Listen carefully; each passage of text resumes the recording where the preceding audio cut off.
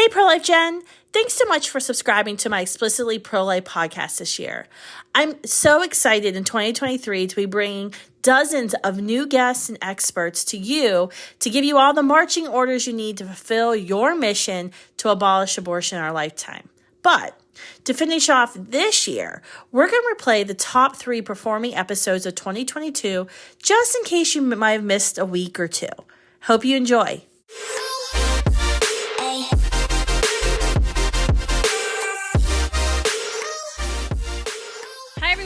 Kristan Hawkins. Welcome to this new episode of the Explicitly Pro-Life podcast.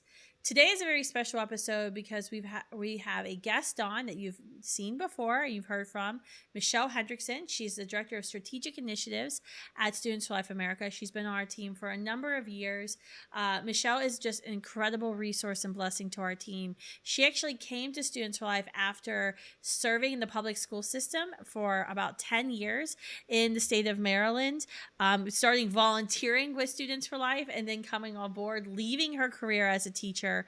She is also has a regional district license for pastoring within her church, the Lutheran Church, and is working towards ordination. So she's also a pastor in her spare time, plus a mom and a wife and all of those things. So Michele, thanks for coming on today. Yeah, of course. Thank you so much for having me. So I wanted you to come on and talk about, I have the privilege with Explicitly Pro-Life of interviewing a lot of guests, a lot of leaders within the pro-life movement, hearing about what their organizations are doing, innovation that's happening, challenges we have in the pro-life movement.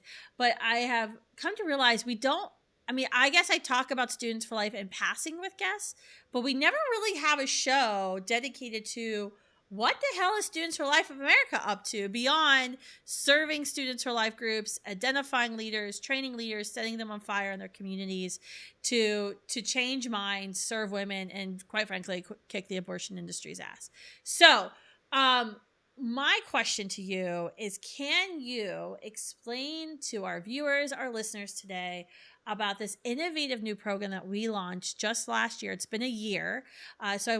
I want to kind of do a first year wrap up of the campaign for abortion-free cities. This was kind of my crazy brainchild of, really trying to move Students for Life into a post-Roe America before Roe versus Wade was reversed. Now with the pending Dobbs decision coming down in June, that post-Roe America may be far closer than many of us even dared to dream just a few years ago. But it makes what we're doing with the campaign for abortion-free cities so much more valuable. And so I love it's my idea. So I love the idea of it because it's really for me that next step of moving beyond campuses, taking what we've learned in campuses of how to change minds, how to serve women, and getting it broader out into the community, because we know this battle is coming down to every state and every community to make abortion unavailable and unthinkable. So I guess explain what you've been working on for the past year and this great adventure that you signed up for, willingly said, yes, I will take the leadership mantle on. Right in. Yes, it's been exciting. Really, it's in the title. We're trying to achieve abortion-free cities, and we mean it. And this last year, we've done a lot of experimenting, a lot of trial and error to see what works, what sticks, what doesn't. And we're really getting to know these cities. I think that's been one of the biggest takeaways, is that each city has its own unique conversation that it needs to have, its own unique strategy. One thing that we've done over the last year in all cities is canvassing. And when we think of canvassing or door knocking, we think political campaigns. So what's been exciting about this is that it's all C3 friendly, effective education, and we're just getting the word out about our local pregnancy help center. And one of the biggest takeaways really from our cities is across the board. We've been in 20 cities over the last year canvassing, and across the board, about 73% of people do not know about their local pregnancy help center. Like, that was a really big wake-up call for us, for the local leaders. We're literally knocking on someone's door. Hey, how are you? We're with Standing With You. So we partner with our Standing With You initiative to introduce ourselves at the door. And then we're asking if they've heard of the local pregnancy help center. And like I said, 73% of the time they have not. That's almost 3/4 of our town has no idea the resource center exists. I've been door That's been knocking. existing for decades. Right. I've been in Yeah. situations door knocking where the pregnancy help center was in view. Like I could point to it. That building right there. Do you know what that is? No, what's that? We need to be reaching out Yeah. to our neighbors and coming to them. So that was a huge piece of what we learned. And we are now just creating better strategies to make sure people are aware of getting on Standing With You's website and how to plug in, where their pregnancy help center is located, how they can get connected with that. Our in-person efforts over the last year, we knocked on over 105,000 doors. It was incredible. And out of that, we had over 8,300 conversations, and we've activated 1,500 community members to take an action. So they're saying, yes, sign me up. I want to promote Standing With You. I want to connect with my local pregnancy help center. And we're even changing minds at the door. I didn't know if we should talk about that wonderful Vice News special that they did with us. But it's been incredible. We've changed over 480 minds at the door. So these are perfect strangers who were knocking on their door, telling them about pregnancy resources and venturing into the conversation of abortion and asking, what their opinion is. What do they think? And when they learn how extreme abortion is in their communities, how late abortions are done, they're starting to rethink their position, and people will change their minds right at the door. It's been really incredible. That's totally, I love it. And it was funny, you brought up the Vice News article. That happened. They wanted to follow us in Dallas. Dallas is one of our 20 abortion-free cities. And that was after the Texas heartbeat law went into effect. And I remember Sarah, our regional manager there, and her team of door knockers changed the mind of somebody at the door.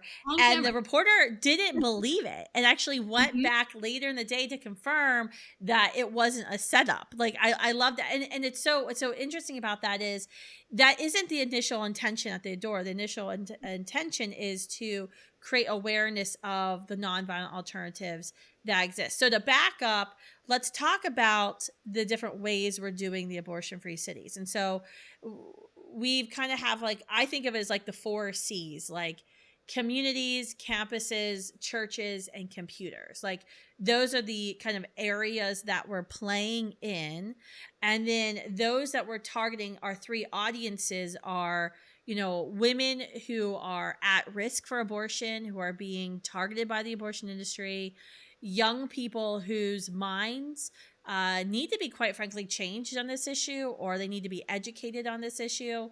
And then the third audience is those who are sitting in the pews, who should be with us, who aren't with us. So those are our 3 audiences, and we're reaching those 3 audiences through our campus work, our community work, our church work, and our computer work.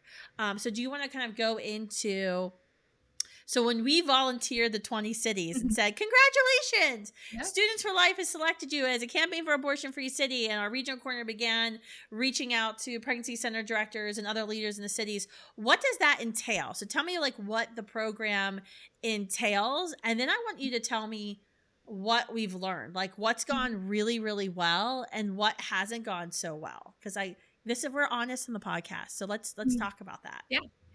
So I think the first step in any community who wants to start an abortion-free city campaign, which we're having cities start all across the country, and in these 20 cities where we just set up shop, like you said, hey, we're here. Yeah. The biggest lesson we learned is the importance of building the coalition, which is what we set out to do when we first started. We wanted church partners. We wanted those local leaders who are already doing the good work to come together and work more unified, and then get to know our city and figure out what is the best. So you're building coalitions with pregnancy centers and churches, and if there's a local right to life group. Exactly. sidewalk counselors, you name it. If you're a pro-life leader in the community, we want you. Everybody has that unique role, and I've noticed that cities where we're having more success, and maybe we'll get into this, that we've actually scored our cities winnable, movable, workable, and some of the more winnable cities, they've had this coalition for a while, and it's just increased all the more as you add the strategy of the Abortion Free Cities campaign. And we're noticing just huge change within the community. So that's been very exciting. I think where it's gone wrong or a little clunky is when there is that lack of unity or lack of trust, because it's really hard to trust, someone who seems new coming into your city saying, hey, I have a new idea for you, something crazy called Abortion Free Cities. And we get a lot of, oh, that's too big, that's overwhelming, or I've been doing this since the 70s and we're not going to see this city abortion free. So that's been sort of the pushback, or the tough responses to sort of encourage everybody. No, we can do this, and we've got a strategy for it, and we've got resources for it, and we're here basically to paint the town. Like, we're going to cover this community, we're going to take ownership over our cities, and we're going to move forward because, like you said, this battle is local now. It's more important now than ever to be city focused, to be locally focused.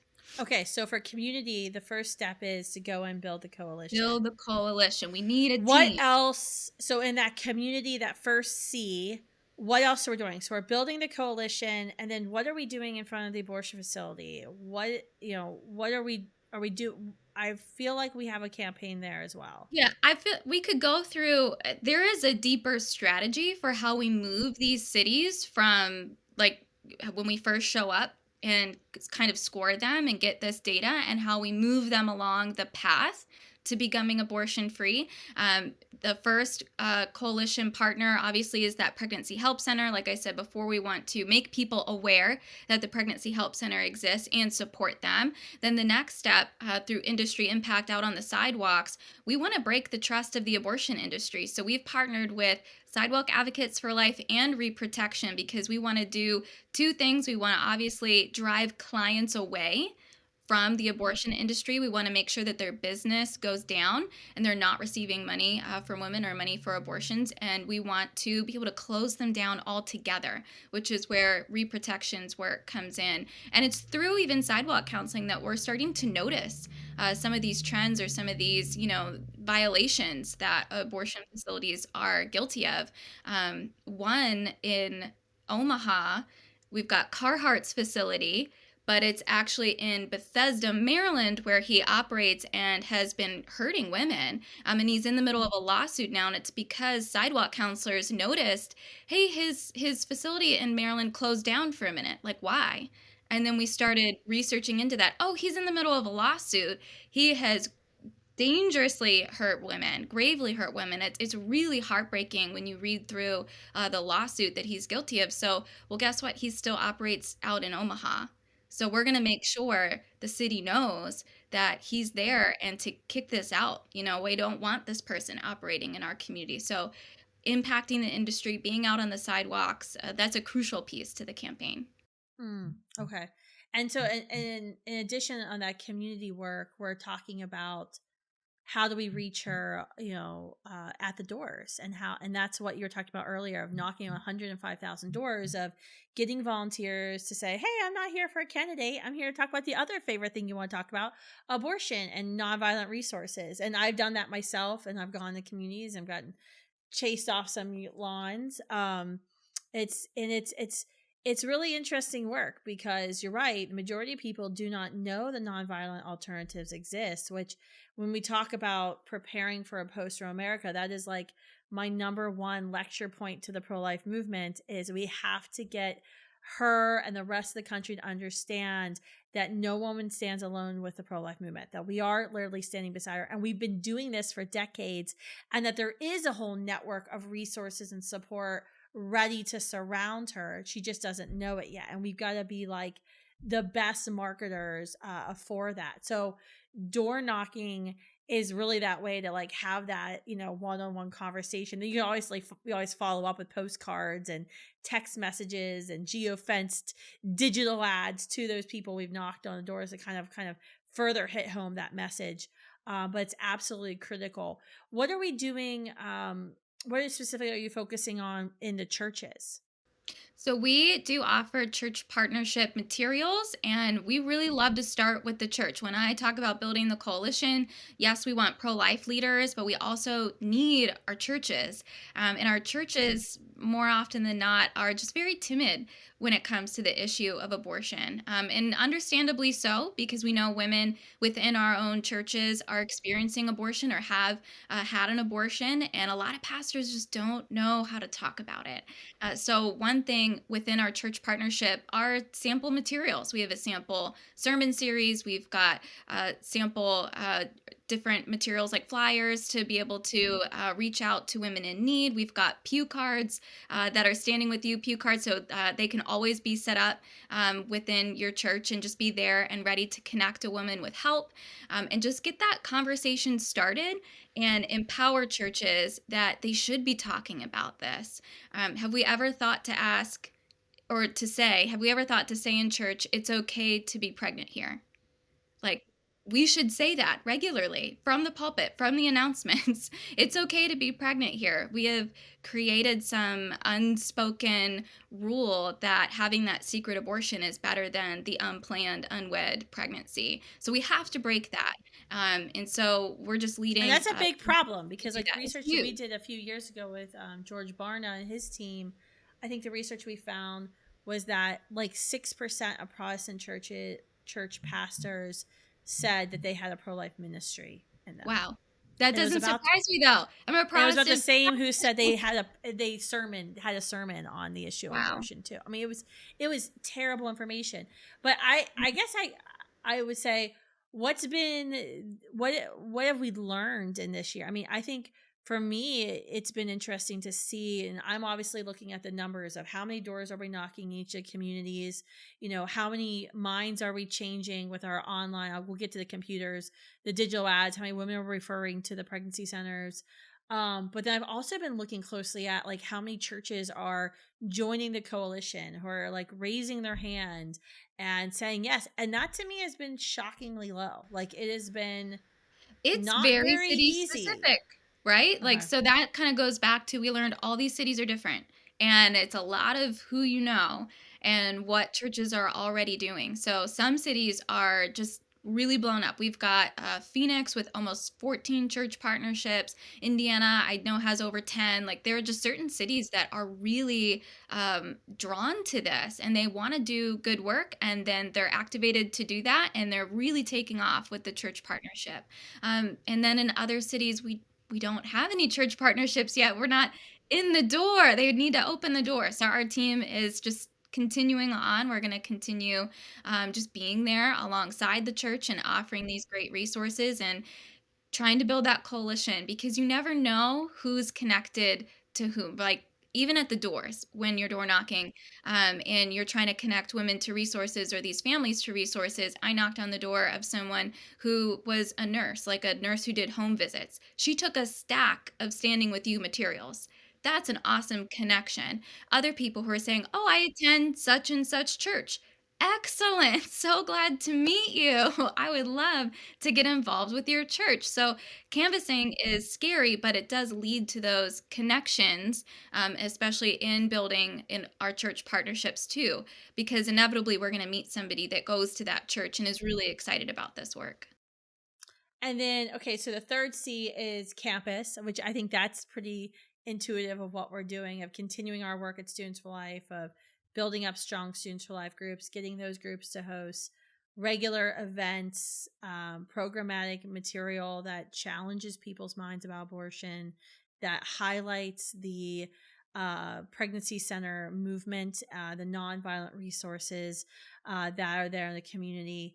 So let's talk about the fourth C, computers. So online, like talk about what are we doing. We've got two kind of unique tracks that we're doing online to reach out to folks. Can you talk a little about what we're doing online to Yeah. get folks involved in these 20 cities?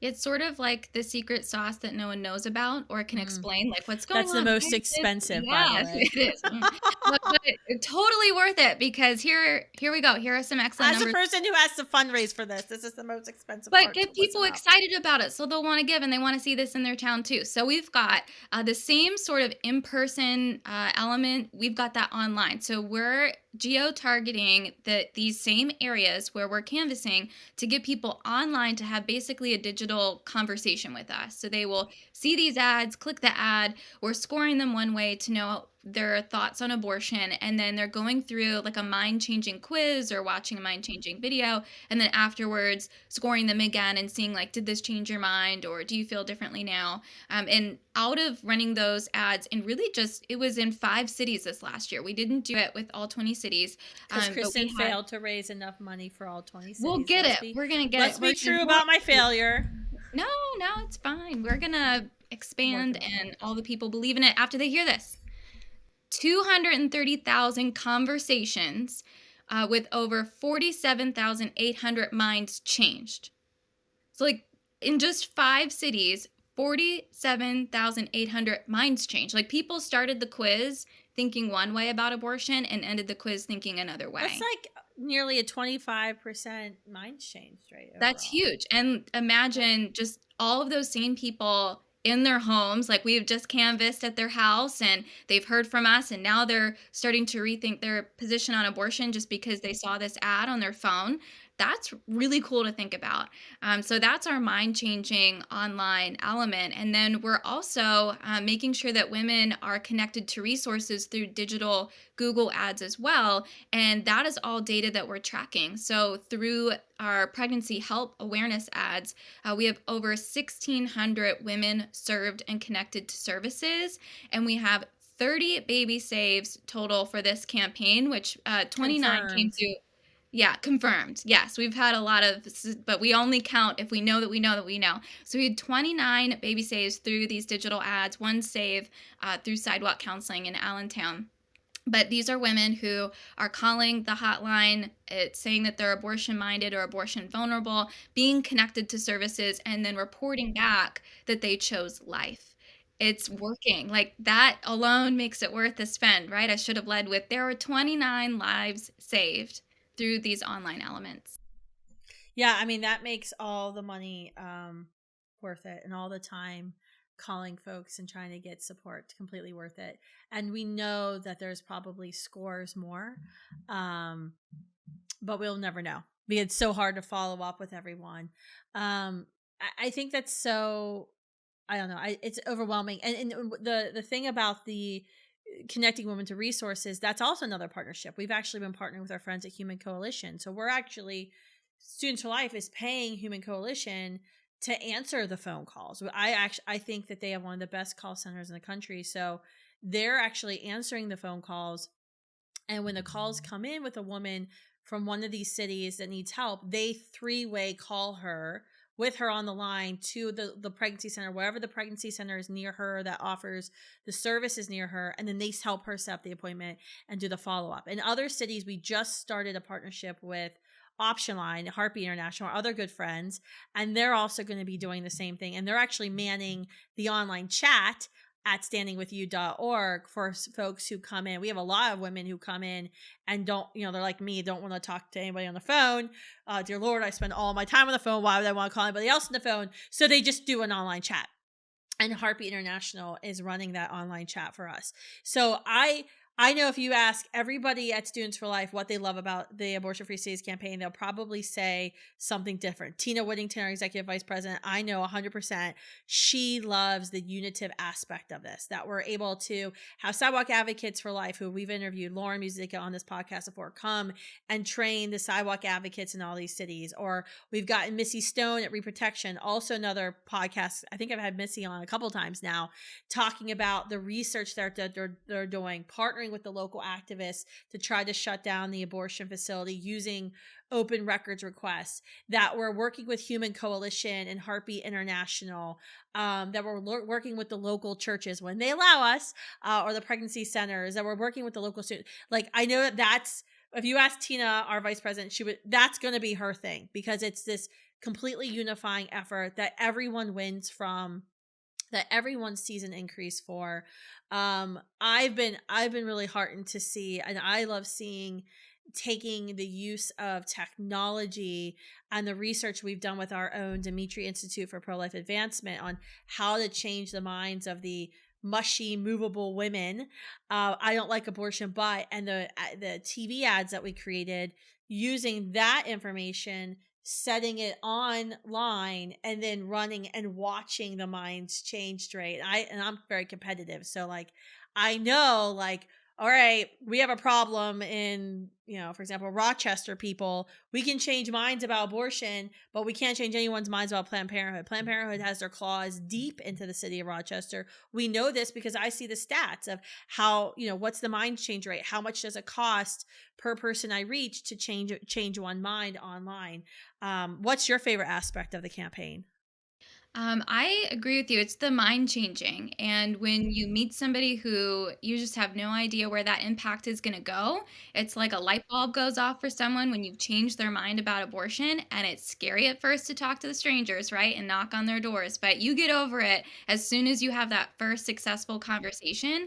And just to think like that person's day and or life may have been altered because you had one simple conversation. That gives me goosebumps. And that is what I think just Students for Life is so great at. We're just going to get out there and do the really difficult thing that could radically change someone's life for the better. It's very exciting. Yeah, definitely doesn't get you on the nightly news, except when Vice wants to follow you around and then doesn't believe it. But But it's it the is hard because work. yeah, I mean, you think about, we always talk about our model at Students for Life as belong, believe, behave. And it's people don't care how much you know until they know how much you care. And we think about a post-Roe society, and you're going to instantly see in June when the Supreme Court decision comes down, regardless whether or not it's a good ruling and they uphold Mississippi, or it's a great ruling and they completely reverse Roe, you're going to see poll numbers shift and people are going to start panicking about the end of abortion. And you're going to have people who are pro-life saying that they're pro-choice. And you're going to have a lot of people doing that because they're going to be like, well, I don't know where women are going to go. And when we talk about, building this coalition, building the army, the pro-life generation that becomes the post-Roe generation, we have to show America what we do and how much we care. And I think that's what I love about the door knocking. Even the day I got kicked off that guy's lawn in Denver, just to see you're right, the light bulb go off, because they may not say, yes, I'm going to join you right away. And by the way, we have action items. So we try to get folks to join us right away. So we have window decals and yard signs that say standing with you, free confidential help. We're trying to get our cities littered with these yard signs. They may not do that, but I know never again will that person be able to use the old adage of the pro-life movement only cares about babies until they're born, doesn't give a damn about their moms. Because now someone has personally visited their home, had a whole conversation with them about how much we really care. And that's like, I mean, I wish I could track that, because that is movement shifting there. Like that is a strategic shift in tens of thousands of people's minds. Of the 105,000 doors that you knocked, and then even you didn't talk to somebody, leaving the little door hanger with the little chart of here's the pregnancy center, here's all the services they provide, and here's the 2 things Planned Parenthood provides, and the neighborhood alert of what's going on inside the nasty thing that the Planned Parenthood just got in trouble for. Like that is going to leave a significant mark on people, right? Exactly. I mean, this is showing how much the pro-lifer has always cared. This is not a new thing, but this is proof at the door in person, Yep. reimagining the pro-life movement and the pro-life individual. And where's Planned Parenthood? Where are they connecting with the community? They're sitting back in their facilities and just getting income and getting money, right? So this is reimagining that pro-life people are the ones wanting to connect women to the services that they deserve. That's awesome. So what else, I guess since it's a 1 year, what else have we learned? So I know we've learned building coalitions is a lot harder. I know we've learned in cities where, like you said earlier, that they've had longer running pro-life movements that have been strong. We see it actually online in the digital ads. Those cities, even if they lean Democrat or liberal, they change minds at a much faster and cheaper rate than cities where the pro-life movement hasn't been as active or together and unified. We've also learned that getting churches involved is incredibly difficult. So we're hiring now part-time staff in all of these, cities, trying to get folks to come on board to join us, to help us get to the pastors and get to the parishes, to get them signed up with this program, at least just arming the people sitting in the pews about the resources. So we've learned that. We learned door knocking is really hard, and you have to bribe with good food, Chick-fil-A. Lots of food Because gift cards too as rewards if you meet yes, certain numbers. So yes, you get rewarded with Chick-fil-A, yep. not only that day, but then food gift cards for after the fact. We've learned our yard signs. We had to change our yard signs. They needed to be easier to read from far away. So we've had to make changes on that. We've certainly learned a lot in our digital ads of, in certain cities, it's easier to change minds on Planned Parenthood than it is abortion, vice versa.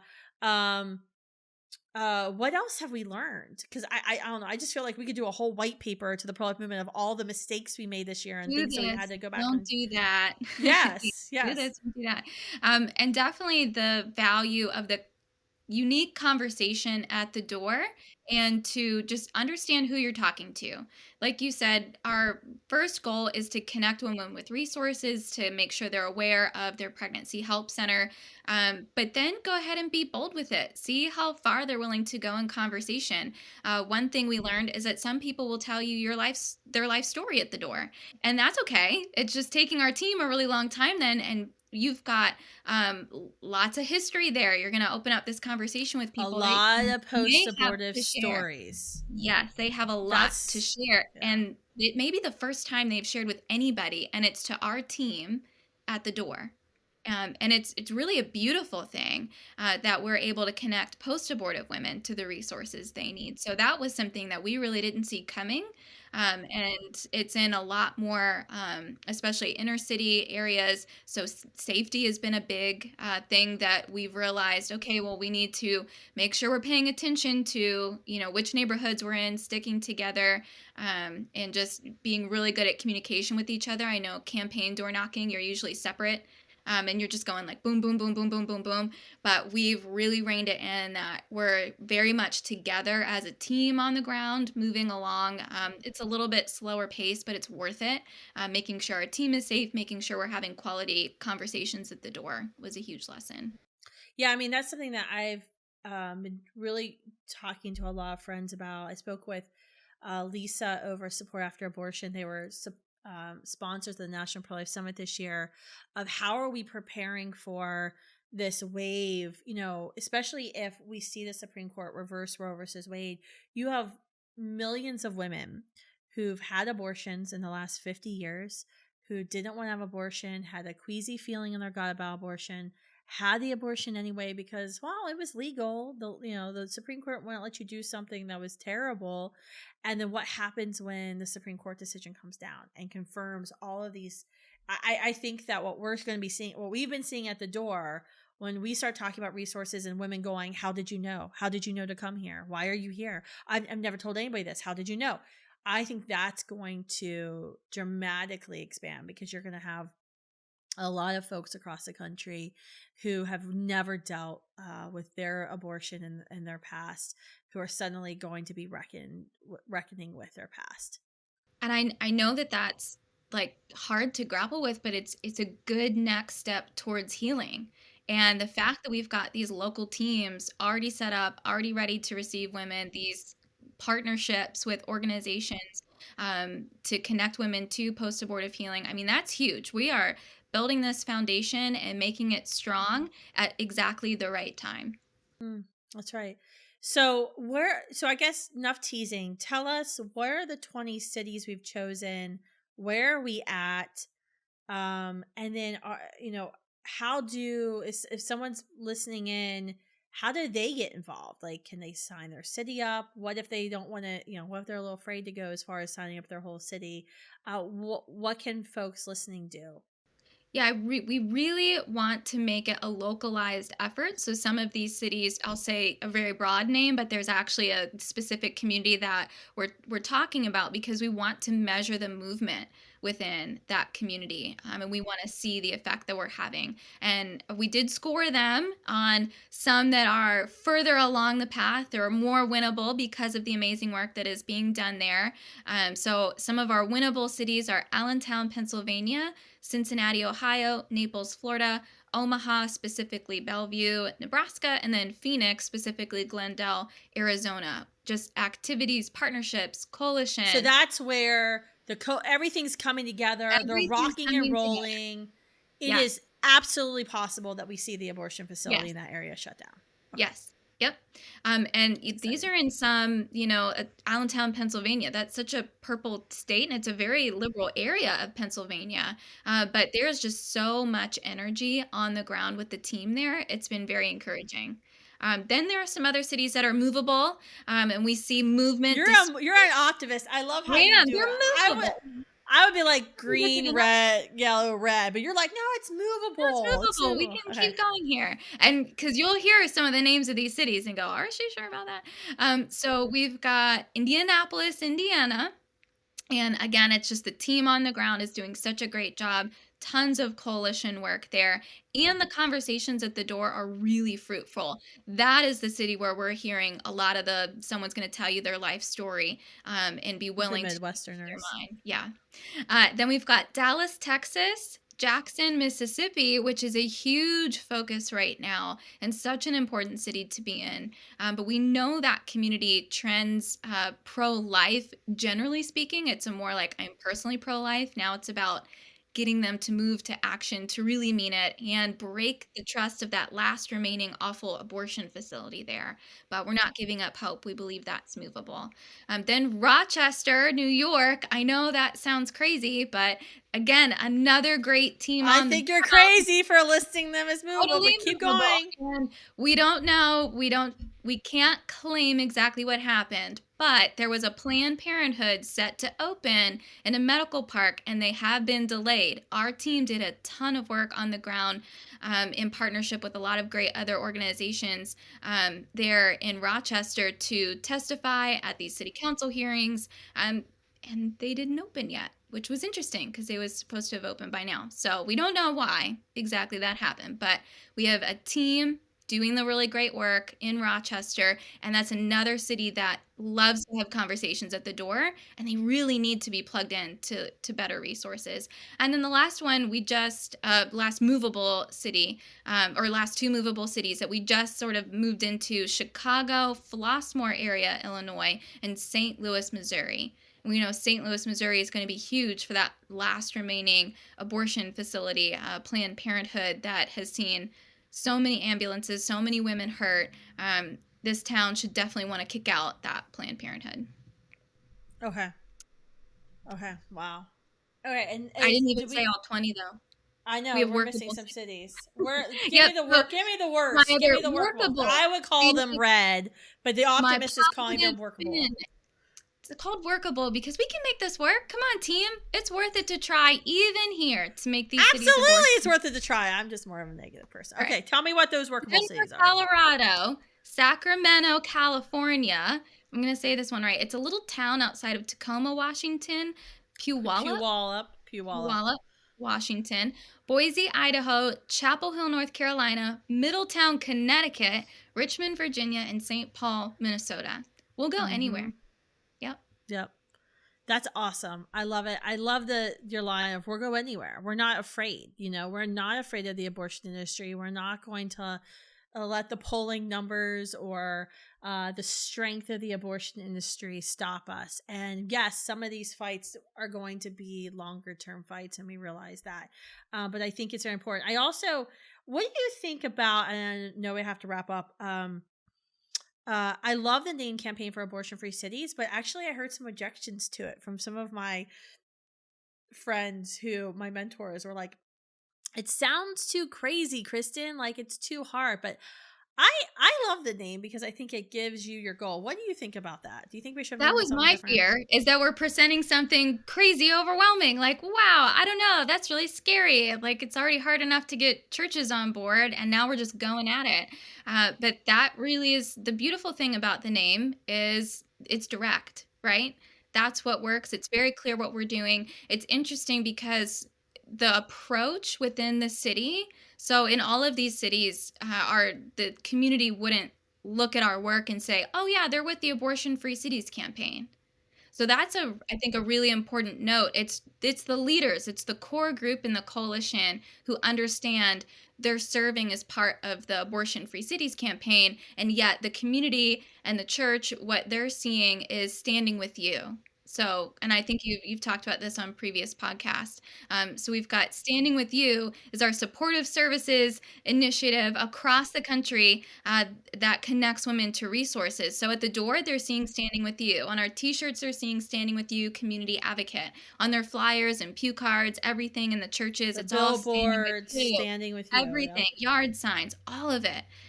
So that's a very important part of that strategy, that we know we're using that branding and messaging of Standing With You to the community to move them, but it's that core group of leaders who are very direct in their mission, and it's to make their cities abortion free.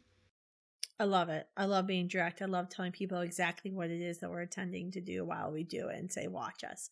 So thank you, Michele, for all that you're doing. How can folks, and I guess I'm putting up with me because, if it's my baby, it's, Michele is Don't let unfortunate that scare you pleasure off. You should of join it. working with Kristan. Do it anyway. No, we formed this amazing team. Michele was a leader of our field team for many years. And so it's been really great to see you move into this new role. I guess the last question is, where can people join us? And what are the bite-sized steps to get involved? Yeah, if you heard your city listed, please join. We are continuing to build the coalition. If you didn't hear your city listed, abortionfreecities.org and sign up and select the city, right? Exactly. Okay. So you could select the city on our join. So abortionfreecities.org/join, find one of these cities, choose it. But there's also abortionfreecities.org/start if you would like to start a campaign. And you can start at any level that your coalition is able to. So we actually started the Chapel Hill, North Carolina group last year, and we bumped them up to full sponsorship this year. And so Austin, Texas just started this year, and they're already doing great work on the ground. Rio Rancho, we've got just a ton of cities already applying. So please go ahead and apply, get your coalition together. Then if you're part of a church, and you're like me and you're looking around saying, why isn't my church talking about this? If that's sort of the bite-sized piece that you're ready for, then we've got that too, for abortionfreecities.org/church. And you can learn more about our church partnership. Even if you're outside of these cities, there's still resources that we make available for you to just get the conversation started.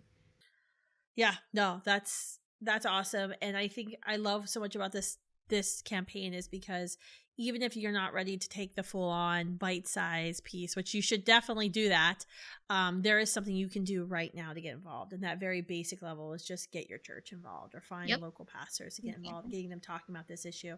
Because if the church comes alongside her and shows her that no woman stands alone, that will be extremely powerful for minds change, recruiting new people to join our movement, and also saving lives and serving children. So thanks, Michele, for all you're doing. I can't wait to have you on in a couple months and hopefully hear an update of all that we've been up to at Students for Life and the campaign for abortion-free cities. If you want more information, like Michele said, go to abortionfreecities.org/join/start, or just stalk us a little bit on the website and what we've been up to. You're going to see our pictures on social media of door knocking. If you've been wondering what that's been doing, even before the election, door knocking begins. That is what it's all about. So thanks so much for coming on this week. All right, thank you. Bye, guys.